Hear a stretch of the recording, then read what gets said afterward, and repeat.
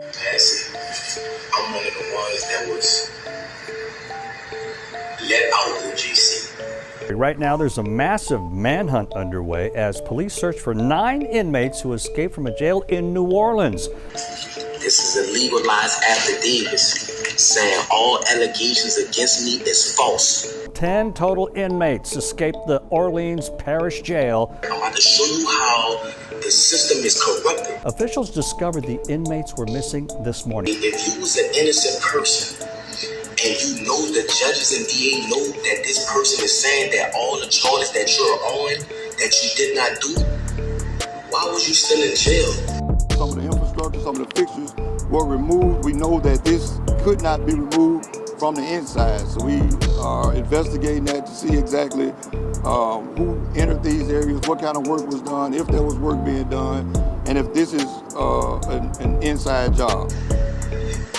Louisiana have the highest incarceration rate in the world. Now in a demand for answers following the escape of 10 hardened criminals. At the end of the day, in my younger life, I'm not gonna lie, I was causing problems. I was young. My daddy got killed when I was 7 years old. My mom had to raise 4 children by herself, so I had to find a way to try to help my mother. That escape now has hundreds of officers searching even across state lines on an exhaustive manhunt. They say that I broke out. I didn't break out. I was let out. Orleans Parish is one of the corruptedest jails. That and St. Tammany Parish is the corruptedest jails in the state of Louisiana.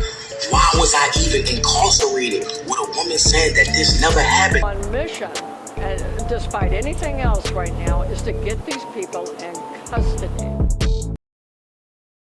On May 16, 2025, 10 inmates of the Orleans Parish Prison, located in New Orleans, Louisiana, escaped through a hole in the wall behind a toilet. Speak directly to the people of New Orleans about a very serious and unacceptable situation. Earlier today, the Orleans Parish Sheriff's Office discovered that multiple incarcerated individuals escaped from custody. What we know right now is that during a routine head count at 8:30 this morning, it was determined that several detainees were unaccounted for. Immediately upon discovery, OPSO activated emergency protocols and launched a coordinated response to locate and return these individuals to custody. 6 of the 10 inmates were charged with murder or attempted murder, and 9 inmates have since been recaptured as of June 27th.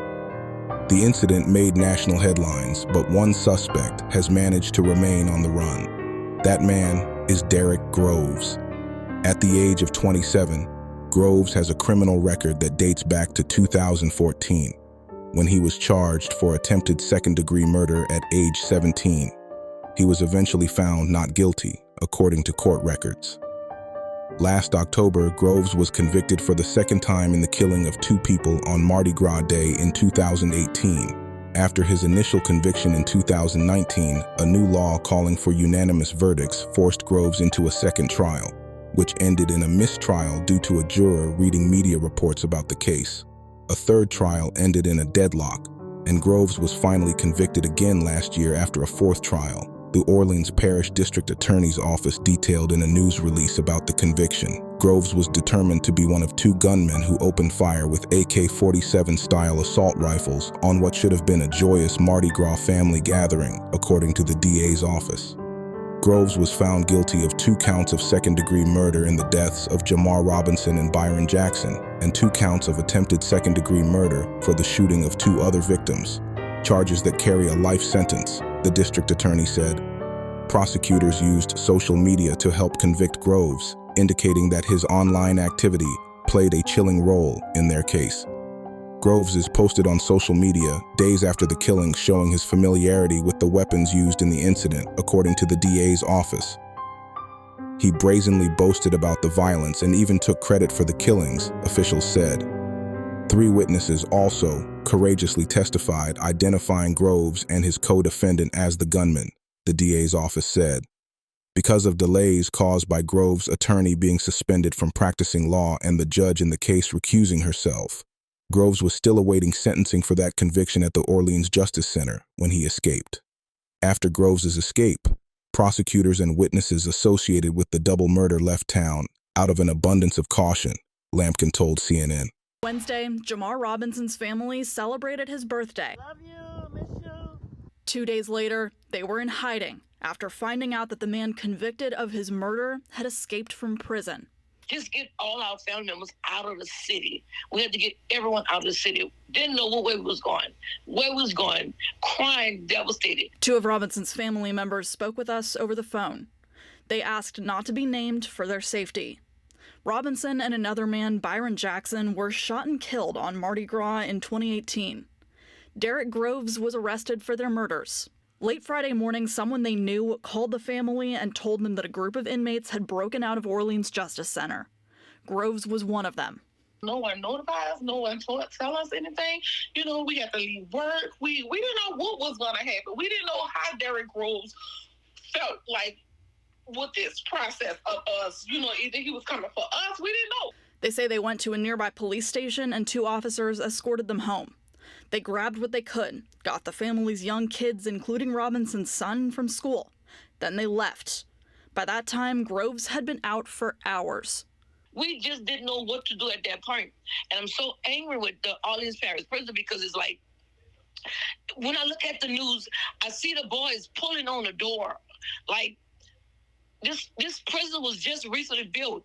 And you mean to tell me the doors was that easy to pull apart? And this is a family that was already exhausted. Groves was convicted of killing Robinson and Jackson in 2019, but the jury wasn't unanimous, and a Supreme Court ruling ended up throwing out the verdict because of it. The next trial in 2023 was declared a mistrial.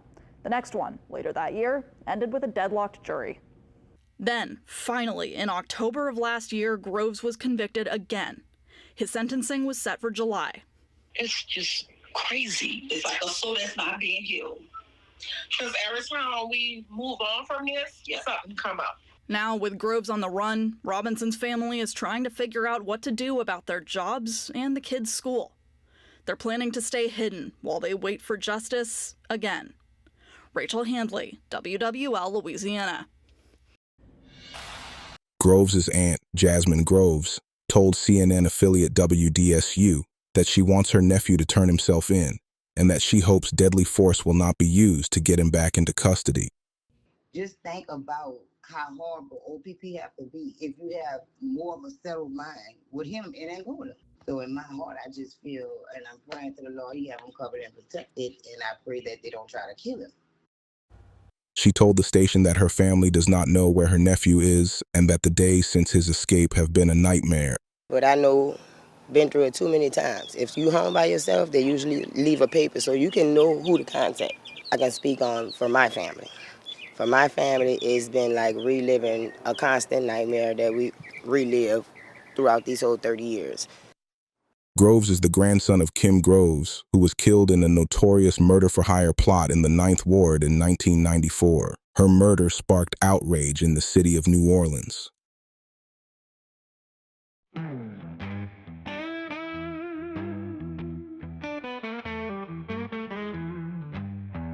New Orleans, the birthplace of jazz, home of the New Orleans Saints, also known as the Big Easy, due to its relaxed pace of life and vibrant culture, particularly its renowned jazz scene. But everything in the Big Easy ain't so easy.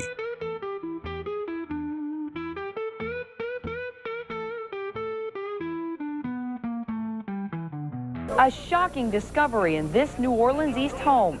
The ex-wife and child of a former Saints player and another man are found shot to death.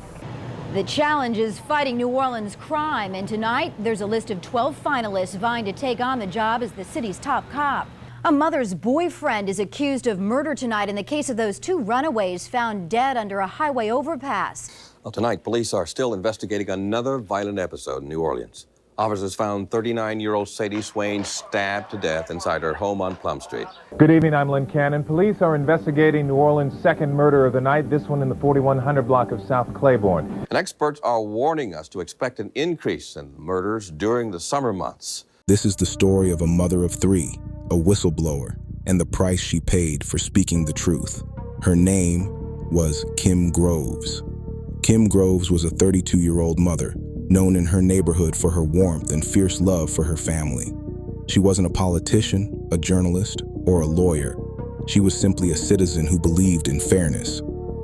On October 11, 1994, Kim witnessed something she could not ignore, a brutal beating by a New Orleans police officer named Len Davis. She filed a formal complaint with the Internal Affairs Division. She didn't know it then, but Davis wasn't just a cop. He was at the center of a web of corruption and violence. Davis had a reputation, feared on the streets, yet protected by the badge. Federal investigators were already building a case against him for drug trafficking and abuse of power. When he avowed Kim's complaint, his response was chilling. Federal agents say they heard wiretaps of Len Davis calling Kim a snitch. He told another man to take care of her. On October 13th, just 3 days after filing her complaint, Kim Groves stepped outside her home. A man approached and shot her in the head. She died instantly. Federal agents had recorded everything. On tape, Len Davis laughed when he was told Kim was dead. Standing out there right now with a black coat on, with faded jeans with big bleach stains on the front of them. It's black jeans with big white bleach stains, and the bitch brown skin with light brown eyes. I got the phone on and the radio. After it's done, go straight uptown and call me. All right, I'm on my way, man. All right, later. Don't go nowhere. Please, baby. Female, black girl. G-R-O-V-E-S, Kim Grove. Hello? What happened? That's confirmed, Daddy. You down it? Huh? You down it, huh? Good. Yeah. Rock-a-bye. Her name is Kim Graves. Kim Grove. G-R-O-V-E-S, Kim Grove. To him, it was a victory. To the city, it was a horrifying reminder that the very people sworn to protect them could be the most dangerous. In 1996, Len Davis was convicted of ordering Kim Groves' murder. It was a landmark case, a police officer sentenced to death for killing a citizen who dared to complain. As of today, Davis remains on federal death row. Kim's case exposed an entire culture of corruption within the New Orleans Police Department.